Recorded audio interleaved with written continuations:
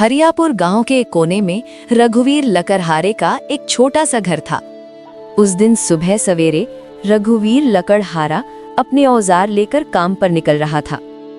कब तक ऐसा चलेगा रघु?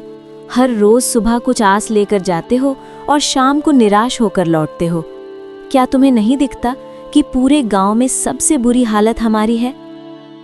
क्या करूं सुनीता, तू ही बता। मेरी किस्मत ही फूटी हुई है तो मैं क्या कर सकता हूं। जब भी हालात सुधरने लगते हैं कुछ न कुछ ऐसा हो जाता है कि फिर से सब कुछ बिगड़ जाता है। अब देख, पहली बार जैसे तैसे कुछ जमा किया तो बीमार पड़ गई, सब खर्च हो गया। फिर रतन के पैर में वो गहरी चोट, पूरा इलाज करवाने में फिर से सब कुछ खत्म हो गया। तभी 10 साल का राजू दौड़ता हुआ आया और उसकी मासूम आंखों में भूख थी, पर मन में कुछ कहने की हिम्मत भी। पिताजी, मेरे मन में कई दिनों से अच्छा खाना खाने की इच्छा हो रही है। हमारे घर में दूसरों की तरह पकवान क्यों नहीं बनते? रघुवीर की आंखें नम हो गई। तू चिंता मत कर बेटा, हमारे दिन भी जरूर बदलेंगे। एक वक्त आएगा जब हम लोग दूसरों से भी अच्छे पकवान बनाएंगे, फिर तेरा जो दिल करेगा वही खाएंगे। लेकिन पिताजी, एक बात बोलूं, जब पड़ोस की ताई अम्मा के घर से पकवानों की खुशबू आती है ना, तो मैं तो खींचा चला जाता हूँ। एक दिन चला भी गया था, लेकिन उन्होंने मुझे देखते ही खाना छुपा लिया और कहा, यहाँ मत आ, भाग जा यहाँ से। तो मैं वापस आ गया। राधा की आंखों से आंसू बहने लगे। उसका दिल जैसे किसी ने मसल कर रख दिया हो। रघुवीर कुछ नहीं बोला, चुपचाप अपने औजार उठाए और जंगल की ओर चल पड़ा। रघुवीर आज अच्छी लकड़ी लाने के लिए जंगल के थोड़ा अंदर गया था। वो एक पेड़ के पास पहुंचा। जैसे ही उसने लकड़ी काटने के लिए हथौड़ा उठाया, उसे लगा कि उसके बाजुओं में अब पहले जैसी ताकत नहीं रही। उसके हाथों की चोटें भी जैसे थक चुकी थीं। हे भगवान, और कितनी परीक्षाएं लोगे। आज जंगल में घंटों भटका, पर एक भी ढंग की लकड़ी हाथ नहीं लगी, और ऊपर से घर की हालत भी सुधरने का नाम नहीं लेती। राजू की मासूम बातें दिल को भीतर तक चीर देती हैं। तभी गांव का मुखिया जंगल की राह से आता हुआ उसके पास आ पहुंचा। चेहरे पर वही औपचारिक मुस्कान थी। बोला, हाँ रघुवीर, क्या बात है? आज कुल्हाड़ी उठाते हुए तुम्हारे हाथों में पहले जैसा जोर नहीं दिख रहा। मन कुछ बोझल सा लग रहा है। क्यों, सब ठीक तो है? हाँ मुखिया जी, अब आप तो सब जानते हैं, फिर भी पूछते हैं। मेरा परिवार बहुत बड़ी आर्थिक तंगी में है। मेहनत तो बहुत करता हूँ, लेकिन हाथों में किस्मत नहीं है। मुखिया चुप रहा, लेकिन तभी बगल से बल्लू आ गया। गांव का वो आदमी जिसे दूसरों के दुख में भी मजा आता था। मुखिया जी, मैं तो कहता हूँ कि इस रघुवीर को गांव से निकाल देना चाहिए। उसकी मनहूस छाया धीरे धीरे पूरे गांव में फैल रही है। कहते हैं कुछ लोग ऐसे होते हैं जिन पर काल की छाया होती है और जो पूरे गांव को बर्बाद कर सकते हैं। मुखिया पहले चौंका, फिर हंसने लगा। बल्लू भी हंसने लगा। अरे बल्लू, तू भी ना, चल छोड़े से, चल यहाँ से। दोनों रघुवीर की हालत पर हंसे और चले गए। रघुवीर वहीं खड़ा रहा, आंखें आसमान की ओर उठाए। हे भगवान, क्या मैंने अपनी तकदीर खुद लिखी थी? क्या मैंने किसी का बुरा किया है? कभी चोरी, कभी बेईमानी। मैंने कुछ बुरा नहीं किया, फिर मेरे ऊपर ये दुख क्यों आया है? क्यों? मेरे सपनों के दिए बुझ गए, मेरी उम्मीदों के चिराग बुझ गए। धुंध में खो गया हूं, कहीं से रास्ता नजर नहीं आता। ये तन्हाई कब खत्म होगी? उस दिन उसका हौसला लकड़ी की तरह चटक कर टूट गया था, मानो भीतर की सारी मजबूती खत्म हो गई हो। मैं आज भी खाली हाथ जाऊंगा। सुनीता उम्मीद लगाए बैठी होगी। मेरा तो घर जाने का भी मन नहीं कर रहा। मैं क्या करूं? मेरा बेटा भूखा होगा। शाम को रघुवीर थका हारा अपने घर पहुंचा। उसका चेहरा उदास था। जैसे ही उसने घर में कदम रखा, सुनीता ने उसे देख लिया। अरे क्या हुआ रघु? आज तुम्हारा चेहरा इतना उदास क्यों है? अरे कुछ तो कहो। रघुवीर की आंखें भर आईं। उसने धीरे से सुनीता की ओर देखा। अब तो गांव वाले भी मेरी खराब किस्मत पर हंसने लगे हैं सुनीता। क्या क्या कहूं? आज लकड़ी के काम में एक भी खरीदार नहीं मिला। ऊपर से मुखिया और बल्लू दोनों मेरी हालत देखकर मेरी किस्मत पर हंसते हुए चले गए। मैं तुम्हारे लिए खाने को भी कुछ नहीं ला सका। सुनीता चुप हो गई। उसकी आंखें भर आईं। सुबह जब तुम दुकान जा रहे थे तब मैं भी तुम्हें बोल रही थी, इसमें गलती मेरी भी है। मैं भी कभी तुम्हारे दुख को पूरी तरह समझ नहीं पाई। फिक्र मत करो, भगवान सब ठीक करेगा। रघुवीर कुछ नहीं बोला। वो चुपचाप चारपाई पर लेट गया। उसके हाथ कांप रहे थे, लेकिन आवाज नहीं निकली। अगले दिन सुबह होते ही सुनीता ने रघु से कहा, रघु, खाने के लिए कोई चीज उधार ही ले आओ हमारे गांव की दुकान से। हो सकता है तुम्हें कुछ सामान उधार दे दे। नहीं सुनीता, मैं कल भी गया था उसके पास। वो पहले अपना पिछला उधार मांग रहा है। अब मुझे उसके दुकान पर जाते हुए शर्म आती है। मुझे नहीं लगता कि हमारे हालात कभी भी ठीक हो सकेंगे। ऐसा ही चलता रहा तो हमें ये गांव छोड़कर जाना पड़ेगा। गांव में 2-3 लोगों से पहले ही मैं उधार ले चुका हूं। अब मेरे अंदर इतनी हिम्मत नहीं कि किसी और से उधार मांग लूं। सबको पता है कि मैं उधार लेकर वापस नहीं करता। वापस करूं भी तो कहां से? हमारे पास इतने पैसे होते ही नहीं। जो आते हैं वो लग जाते हैं। हाँ रघु, ये तो है। भगवान पता नहीं किस बात की सजा दे रहा है हमें, लेकिन हमें उम्मीद रखनी चाहिए। हमारे भी दिन एक दिन जरूर बदल जाएंगे। ये बात तो मुझे तुमसे सुनते 10 साल हो गए हैं। आज तक ऐसा दिन नहीं आया। वो चुपचाप घर से निकल पड़ा और सीधा जंगल की ओर चल दिया। उसका दिल बहुत भारी था, आंखों में उदासी थी और कदम जैसे बेजान थे। दिमाग में बार बार एक ही ख्याल आ रहा था, क्या जिंदगी का यही अंत है? क्या मैं अपनी तकलीफों से हमेशा के लिए मुक्त हो जाऊं? रघुवीर आत्महत्या के विचारों में डूबा हुआ गांव की सीमा तक पहुंच चुका था। तभी सामने से मुखिया आता हुआ दिखाई दिया। अरे रघुवीर, आज बहुत परेशान लग रहे हो। लगता है आज लकड़ी काटने भी नहीं जा रहे। क्या आप भीख मांगने का काम करने का इरादा है रघुवीर? चलो अच्छा ही है, भिखारी भी बुरे नहीं होते।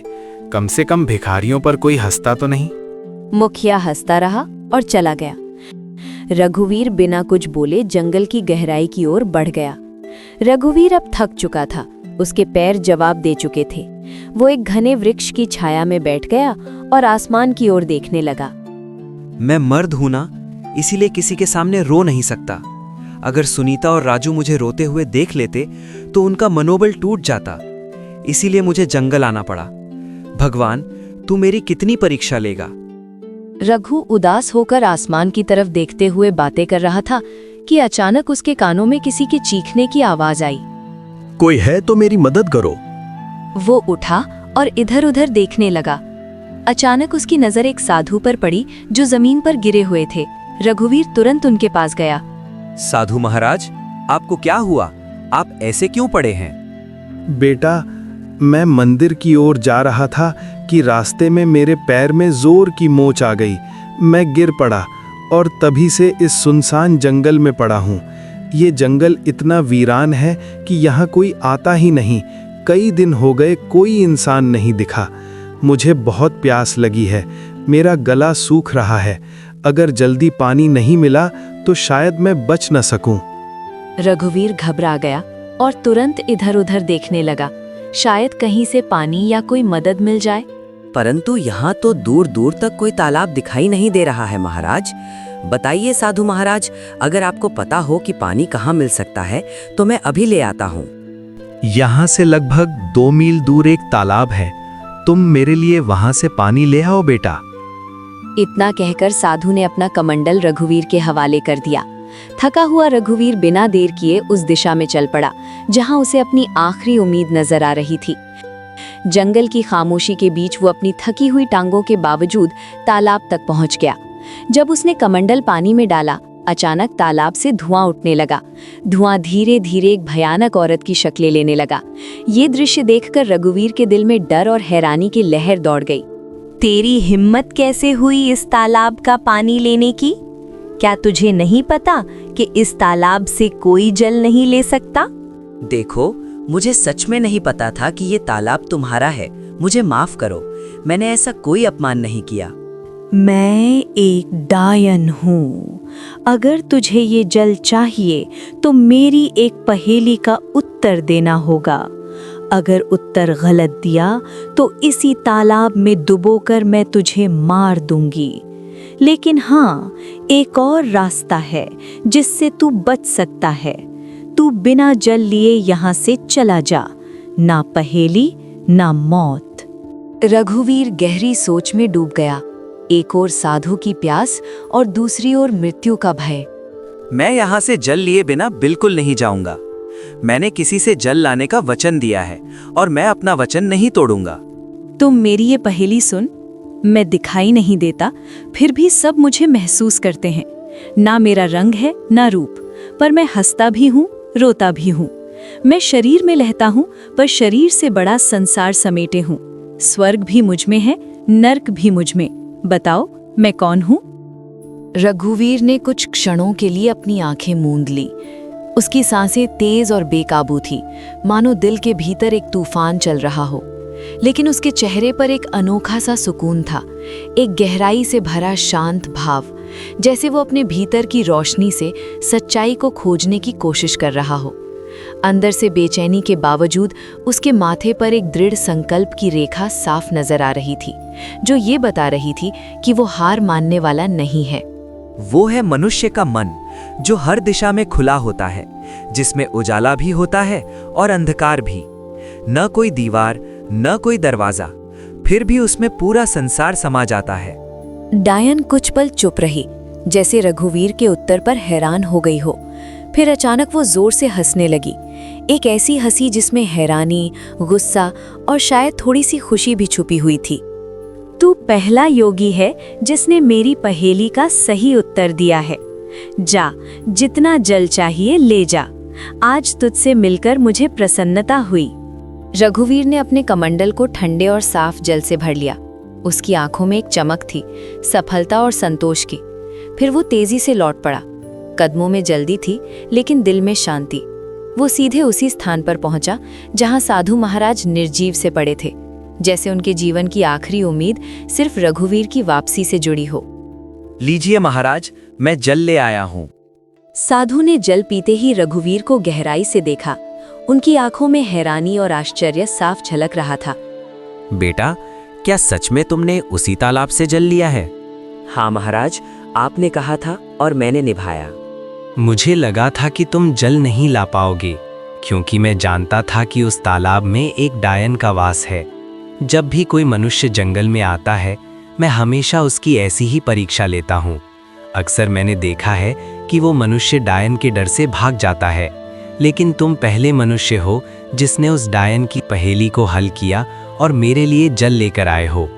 इतना कहकर साधु ने अपनी आंखें बंद की और कुछ मंत्र पढ़ने लगे। तभी वहां रंग बिरंगी किरणों के साथ एक सुंदर हिरन प्रकट हो गया। तूने मेरी मदद की है, इसीलिए मैं तुझे ये भेंट देना चाहता हूँ। साधु महाराज, इतना तो मुझे पता चल गया है कि आप कोई चमत्कारी साधु हैं, परंतु मैं इस हिरण का क्या करूँगा?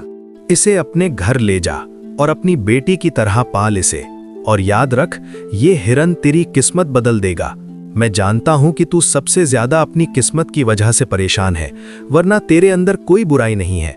तू मेहनती लकड़हारा है, तेरे मन में कोई लालच नहीं है और तू दूसरों की मदद करने वाला भी है। इतना कहकर साधु वहां से चले गए। रघुवीर ने उस हिरण को सावधानी से उठाया और अपने घर ले आया।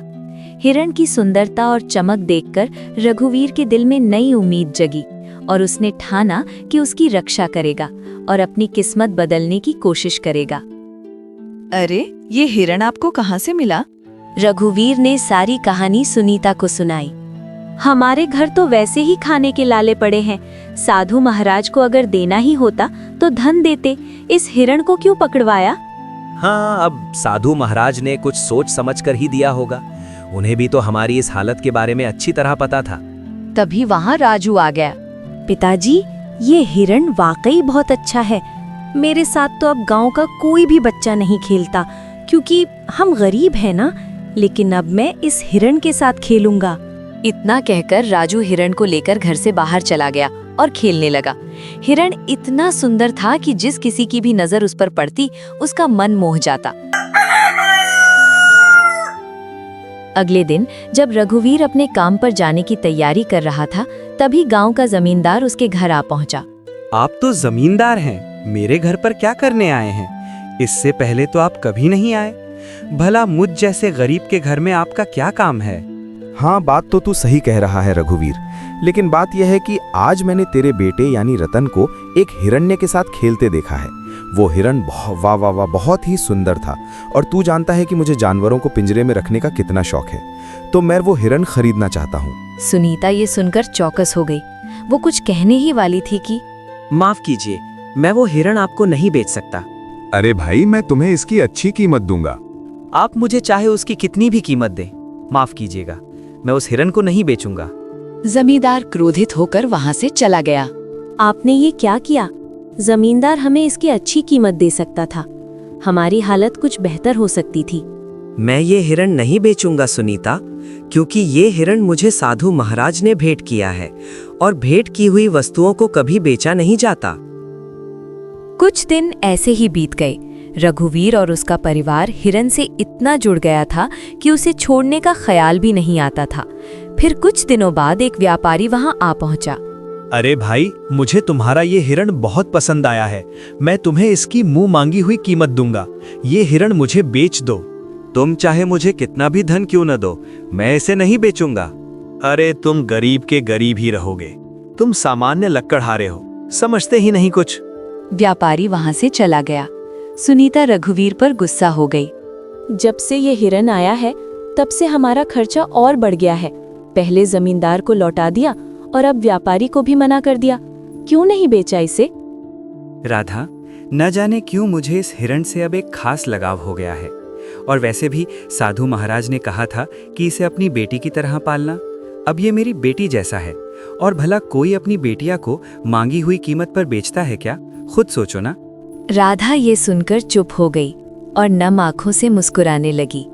धीरे धीरे वो हिरण उनके परिवार का हिस्सा बन गया। वहीं किशोर नगर के राजमहल में उदासी छाई हुई थी। राजा वीर अपनी 20 वर्षीय पुत्री रानी को देख रहे थे, जो बेहोशी की स्थिति में थी। उनके बगल में राजगुरु थे। राजगुरु, क्या मेरी पुत्री ठीक हो पाएगी? मैंने राज्य के बड़े बड़े वैद्यों को दिखाया, लेकिन कोई फायदा नहीं हुआ। महाराज, आपकी पुत्री को एक विचित्र बीमारी है। इसका इलाज संभव है, लेकिन वो अत्यंत दुर्लभ है। तो फिर जल्दी से बताइए ना गुरुजी, इलाज क्या है? ध्यान से सुनिए। एक मायावी हिरण का आंसू और एक गरीब मनुष्य का आंसू, जब ये दोनों एक साथ मिलेंगे तो वे एक दिव्य पुष्प में बदल जाएंगे। उस पुष्प को राजकुमारी के शरीर पर स्पर्श कराना होगा, तभी वे स्वस्थ हो पाएंगी। तो फिर बताइए, वो मायावी हिरण कहाँ मिलेगा? मैं उसे किसी भी कीमत पर ढूंढ लाऊंगा। और गरीब की बात तो कीजिए ही मत। हमारे राज्य में गरीबों की कोई कमी नहीं है। आपने पूरी बात सुनी नहीं महाराज। अगर किसी गरीब को जबरदस्ती रुलाया गया तो वो आंसू व्यर्थ होगा। दोनों को अपने आप दिल से रोना होगा, तभी वो पुष्प प्रकट होगा। तो फिर क्या तुम्हें पता है राजगुरु कि वो हिरण इस समय किसके पास है? हाँ महाराज, मैंने साधना के दौरान ये देखा है। वो मायावी हिरण रामपुर गांव के एक लकड़हारे के पास है। राजा वीर अपने मंत्री जगन्नाथ और 2 सिपाहियों के साथ रामपुर की ओर रवाना हुए। कुछ ही देर में वे रामपुर पहुंचे। वहां गांव का मुखिया दौड़ता हुआ आया। हमारे तो भाग्य ही खुल गए। राजा वीर पधारे हैं। मुझे तुम्हारी बातें सुनने में कोई दिलचस्पी नहीं है। बस इतना बताओ, क्या इस गांव में कोई लकड़हारा रहता है जिसके पास एक हिरण है? हाँ, महाराज रघुवीर लकड़हारा है। पूरे गांव को पता है कि उसके पास एक हिरण है, और वो हिरण किसी को देता भी नहीं है, क्योंकि वो अत्यंत सुंदर है। मुखिया राजा विक्रम को लेकर रघुवीर के घर की ओर चल पड़ा। मंत्री, सिपाही और स्वयं राजा को देखकर रघुवीर चौंक गया।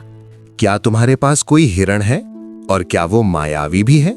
हाँ महाराज, मेरे पास एक हिरण्य है, लेकिन मुझे नहीं पता कि वो मायावी है या साधारण। मेरे लिए तो वो मेरे बेटे जैसा है। वो हिरण्य तुम्हें कहाँ से मिला? एक साधु महाराज ने मुझे ये हिरण भेंट किया था।